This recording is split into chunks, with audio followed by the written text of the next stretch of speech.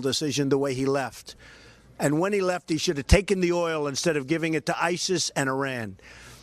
And you know who the beneficiary of the oil is? China. China's taking out so much oil. And I said, you shouldn't have gone in. But once you went into Iraq, you should have never, in a million years, you should have never just, I mean, you go in, you never won. You never won. But what a mistake Iraq was. And I heard Jeb Bush talking about it. First of all, it took him 5 days before he could give an answer. And after the pollsters told him what to say, he said it was bad. Now he's trying to backtrack, probably because his brother said, hey, wait a minute, you're killing me here. You said it's bad. That's my legacy, the Iraq War. The Iraq War is a disaster for the Bushes. That's why the last thing we need is another Bush. Believe me. Saddam Hussein, instead of him, you have ISIS. And instead of him, you have Iran taking over. So you tell me, was it worth what we paid for? Yes, sir. Trump, you said U.S.-Russian relations are destroyed. I'm going to fix it. I said they're terrible. Not destroyed, but they're pretty well destroyed. I think I would have a great relationship with Russia and with Putin. Yes. Would you roll back sanctions against Russia? And, It depends. They have to behave also. And why do you think you get along very well with Russia? I think I'd get along very well with Putin. I know many of the people. I had a major event there 2 years ago in Moscow, as you know. It was a tremendous success. We had an amazing success, and I think I'd get along very well with Putin. And I think I'd get along with the leaders of the world very well. Many of them, not all of them. And the ones I don't get along with, they're going to have to pay. We have to make our country great again. And we're not doing it. We're going in the wrong direction. We're going like this. Laughing stock. We're a laughing stock all over the world. Okay? Yes, sir. Go ahead. Mr. Tucker, in New Hampshire, a state with a huge heroin problem. Yeah. New Hampshire has a huge heroin problem. I mean, per capita, the biggest in the whole country. Nobody would know that. But New Hampshire has a huge heroin problem. Education, working hard. You have to get people to understand the problems. It starts probably with OxyContin, from what I'm hearing. And you have to educate, and you have to do something very strong. But it does have a big problem. I've been hearing it from everybody. Bigger per capita than any place else. Yes, ma'am. When are we going to start to see you roll out specific policies? It'll be very soon. Yeah, I mean, I have some of the most brilliant people in the country working on tax, which I'm involved in very much because I understand the system very well, probably better than anybody that's ever run for office, if you want to know the truth, because I am part of the system. But we have some amazing people working on immigration. So I would say over the next 2 or 3 weeks, probably sometime during September. Okay? Trump, aren't you worried about what Putin's done over in Ukraine? So Ukraine is a problem. But at some point, don't you think that the countries of Europe should be a little bit more involved than they are? We're leading all these fights. And Ukraine is a big problem. Germany is a very rich, powerful country. Germany. Economically, tremendous power. Tremendous, unbelievable, unleashed economic power. Why isn't Germany? What, do we have to lead every fight? So Ukraine is a problem, and we should help them. But let Germany and other countries over there that are directly affected, let them work it. We got enough problems in this country. We have to rebuild our country. China and other countries have drained us. China has created the greatest theft in the history of the United States. I mean, if you think about it, it's the greatest theft in the history of the United States, the money they've taken out from us. It's a one-way street. So we have enough problems. Now, we back our folks, and we back our friends, and we want them to straighten out Ukraine. And I want to see it straightened out also. But don't you think maybe Germany and those countries directly affected should be fighting? It's almost like they don't even care. They don't even care. Do you still think you get along with Mr. Putin? I think I'd get along great with him. I think I'd get along great with him. Who knows? But I think I'd get along great with him. The man. How are you? Rand Paul just spent 3 days here in New Hampshire. He spent all this time criticizing you. Well, that's because, yeah. Now, Rand Paul, you have to understand, is a disaster in the polls. He's a disaster on military and defense. He's getting decimated by everybody. And other than giving him a lot of money for an eye center, at his request. He asked me, could I have money? I said, absolutely, because I thought it was worthwhile. But I gave him a lot of money for an eye center, which is very hypocritical when you think of it. But other than giving him a tremendous amount of money for his eye center, which I'm happy about, frankly, because I'm sure they do good work. I hope they do good work. He is doing so badly that he figured he has to go out and attack Trump because I'm leading by a lot everywhere. And I don't mind. I think he's never going to make it. Never going to make it. Can't make it. Got the wrong message. I mean, this is not a time to be weak on defense. Okay? And I'm the opposite. I want to make our military so strong, so powerful, so great that nobody's going to mess with us. And I want to take care of our vets who are treated like third-class citizens. You know, 2 weeks ago on Wednesday, our vets, as you know, and you probably reported on it, because you have a big problem here with vets that are not taken care of properly. Our vets had the longest wait in the history of the VA, waiting for doctors in rooms. They'll wait 4, 5, 6 days. And in one case, they waited 5 days, and the doctor said, sorry, I'm going on vacation now.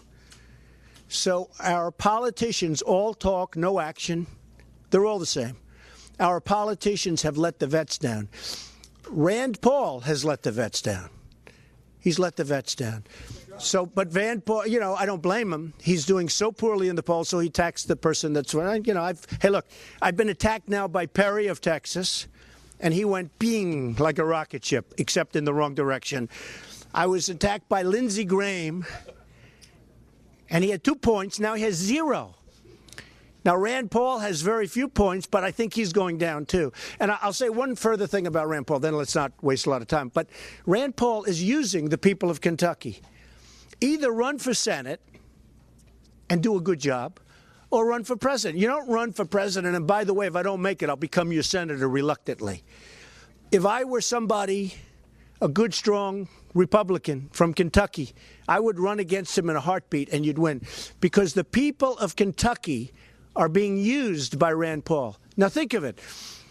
They're saying, oh, if he doesn't make it, we'll take him. That's not the way it works. The people of Kentucky should get a senator that wants to represent him, not a senator where it's a backup plan. So if I was in Kentucky, I would run against him, and believe me, I'd win. Yes, hi. Yes. I do, a lot. Good.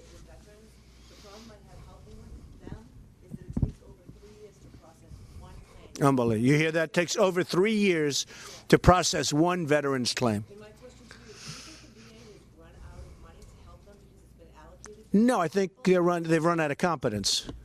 They have incompetent people running it. And it starts with our senators and our congressmen and our president. And I run things properly. What I run runs properly. One of the things I will do is take care of our veterans. It's going to be very important. When you're a perfect example. When you say 3 years to process a claim that should take 24 hours. Yes, ma'am. On a lighter note, Boston Mayor Marty Walsh has challenged you to take the ice bucket challenge. Is that something you do? Look, he's a clown, Marty Walsh. I don't even know who he is.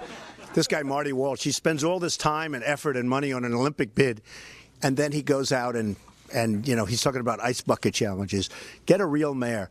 He came out and he was strongly against when we had the original problem with, as you know, when I was totally misquoted. Now everybody's apologized to me. Illegal immigration. He said, oh, I don't like Trump's statements. Now everybody's apologized because I turned out to be right. And you've had massive crime. You had beautiful Kate in San Francisco and so many others. Even 3 days ago, a 63-year-old woman, in fact, 66-year-old woman, was raped, sodomized, and tortured by an illegal immigrant. And they caught him. And it's just disgraceful what's going on. So I brought up, and I'm so proud of it, and I took a lot of heat that first week and a half. A lot of heat. They called it incoming from you people, incoming.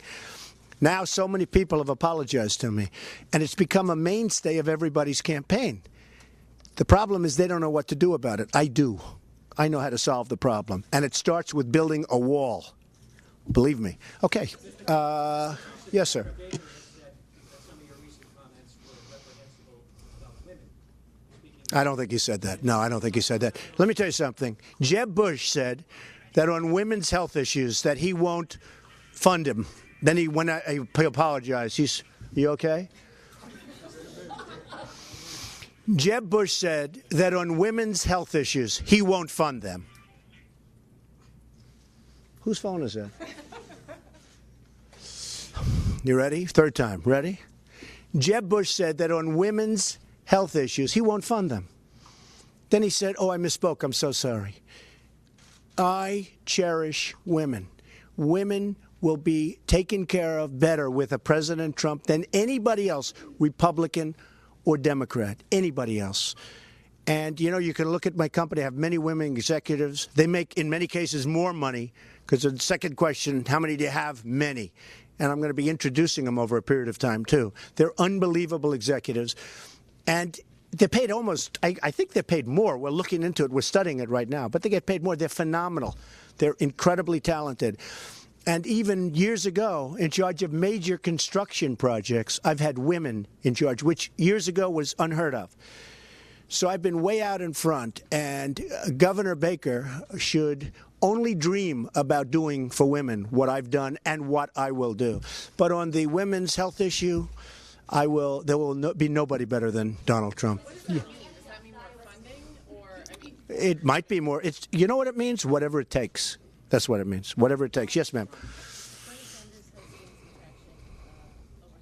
Bernie Sanders has gained a lot of traction. In New Hampshire, what do you think that says about what voters are looking for? Well, they're looking for real change. You know, Obama said they're looking for change, and look what we got.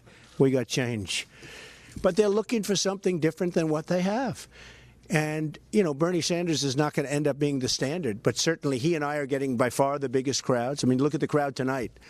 Other people have 51 people, 54 people. We have 2,500 people, and 1,000 people or more than that are standing outside listening to microphones.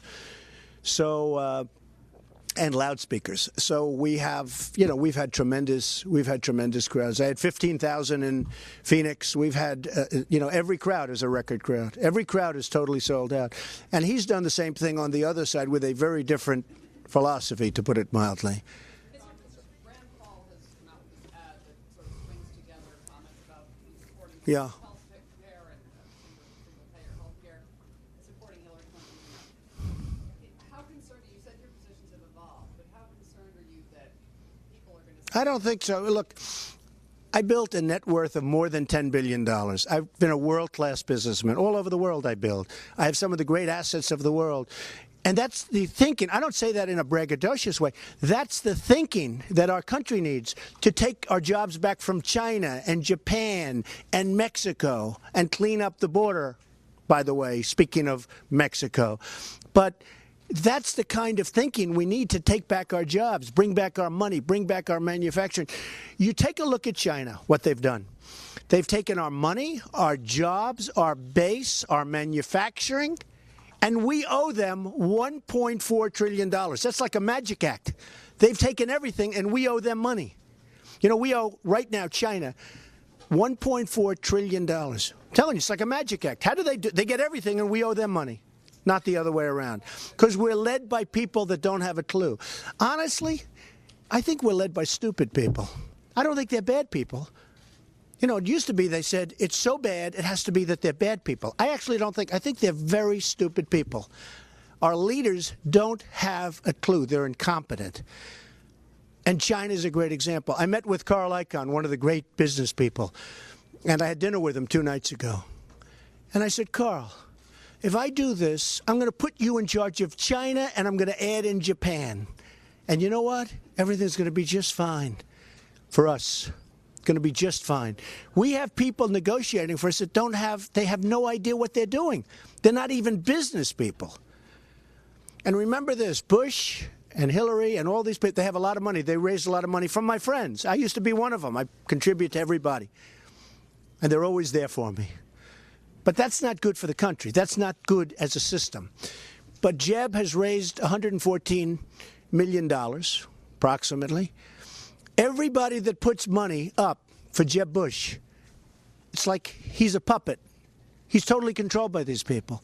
Jeb Bush is controlled by the people that put up the money. And so are the other candidates. I don't want money from people other than small donations, because I have so many people writing it. One woman sent $7, another one sent $20. I love that, where they invest in my campaign. They invest. I don't want that for the money. I want that because psychologically I think it's great. But Jeb Bush has $114 million. What's he going to do with it? He'll start hitting me with ads, I guess. You know, at some point he's got to, because he's going down the tubes. The guy's going down the tubes. There's no energy.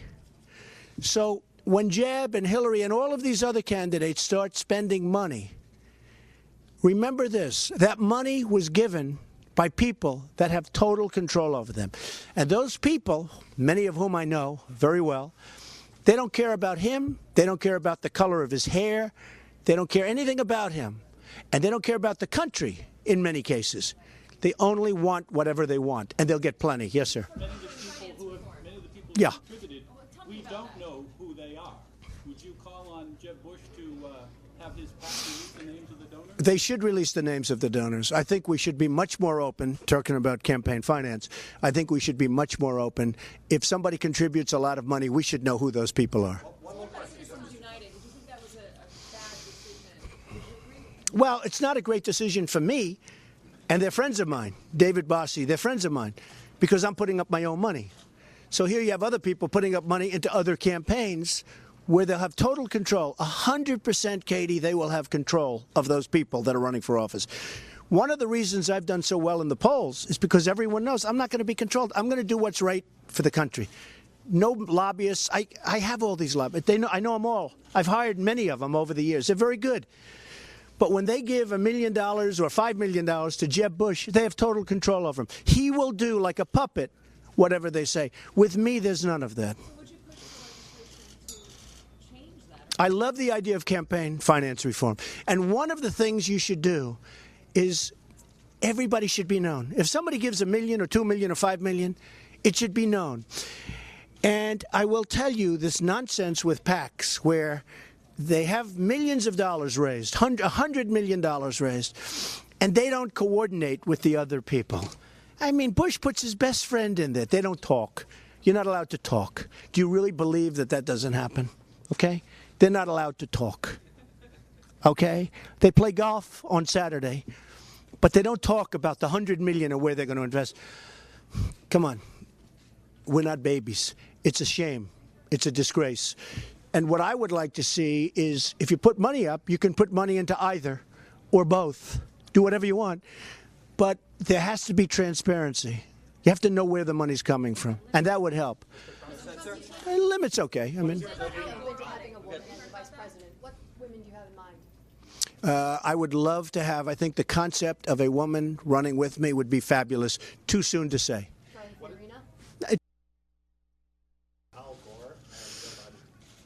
Well, I think that they'll be probably involved at some point because there's a lot of pressure on Hillary right now. It's been brutal. It's been brutal for Hillary. And I think at some point she's perhaps not going to be able to run. She's going to have to end her campaign. That seems to be the thinking by so many. And I was saying that 2 months ago, and everyone thought, what are you not right. But it looks to me like what they've done. This is top secret stuff. Look, General Petraeus, his life was destroyed with a tiny fraction of what she's done. So it's very unfair to him if they're going to destroy him over doing, by comparison, nothing. I don't see how she can run. I think she's got much bigger problems than running for office. Yes, ma'am. Corey, how much longer? Last question. Okay, last question. We'll do 2 more questions. Go ahead. Giving these donations is bad for the country. Does that mean when you were giving these donations to politicians, you were doing something bad? No, I don't think donations, when people don't know who's donating, are good. I think the concept of donations should be, people should know who they are and who's contributing. I would rather see that. Don't forget, while I'm friends with Citizens United, and I like him, and I like David Bossie, who's the head of it all. I love him. I think he's a great guy. But to me, that doesn't help because I'm spending my own money. Okay? So on a personal basis, I don't love it. I think there should be better transparency. And I think when the money comes in, you should be able to use the money and do what you want, because that's what they do anyway. Everybody does it, unfortunately, not us, because I'm not doing it. But these candidates are doing it illegally because they're telling the people that are running the PACs exactly what to do. And if anybody thinks they're not, their children. I'll be doing jury duty. Can you believe I'll be doing jury duty on Monday morning? I knew you'd ask me that question, Caddy. I will be doing jury duty on Monday morning in New York City. I don't know. It's one of the courts. Okay.